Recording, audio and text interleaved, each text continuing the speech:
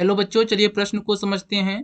प्रश्न है, नीचे दिया गया ग्राफ एक ऋतुस्राव चक्र के दौरान पिट्यूटरी हार्मोन्स के स्तरों को दर्शाता है। पहला व दूसरा क्या दर्शाते हैं? पहला विकल्प दिया है, पहला एलएच, दूसरा एफएसएच। दूसरा विकल्प दिया है, पहला एस्ट्रोजन, दूसरा प्रोजेस्टेरॉन। तीसरा विकल्प दिया है, पहला प्रोजेस्टेरॉन, दूसरा एस्ट्रोजन। आखिरी विकल्प है पहला एफएसएच, दूसरा एलएच। चलिए इस प्रश्न की मुख्य अवधारणा को समझ लेते हैं।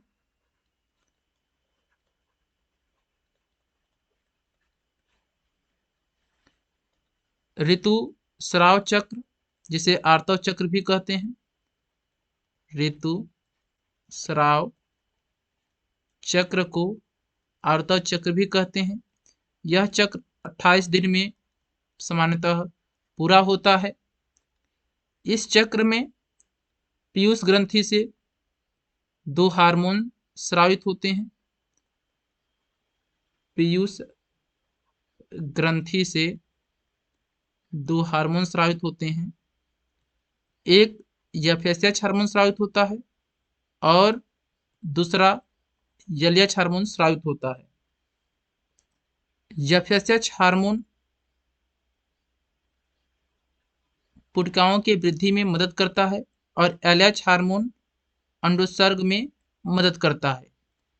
ऋतु स्राव चक्र 28 दिन का होता है, जिसमें 14वें दिन, ऋतुस्राव चक्र के 14वें दिन एलएच हार्मोन का स्रावण अधिक होता है।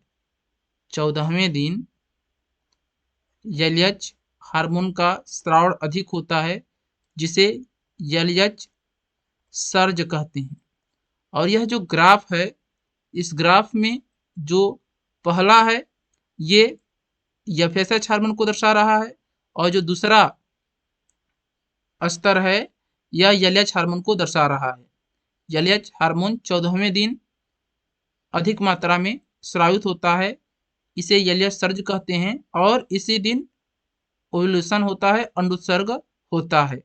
चलिए विकल्प को देख लेते हैं। पहला विकल्प है पहला एलएच और दूसरा एफएसएच। यह विकल्प गलत है क्योंकि पहला एफएसएच है और दूसरा एलएच है।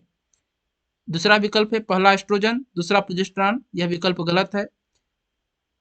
तीसरा विकल्प है पहला प्रोजेस्टेरॉन, दूसरा एस्ट्रोजन। यह विकल्प गलत है क्योंकि ये जो ग्राफ है यह ओवरियन हार्मोन के स्तर को नहीं दर्शा रहा है, ये पीयूष ग्रंथि के हार्मोन के स्तर को दर्शा रहा है और पीयूष ग्रंथि से दो हार्मोन निकलते हैं, एलएच या एफएसएच। आखिरी विकल्प है पहला एफएसएच और दूसरा एलएच। यह विकल्प सही है। इस प्रश्न का सही उत्तर है आखिरी विकल्प। हम आशा करते हैं यह प्रश्न आपको समझ में आया होगा। धन्यवाद।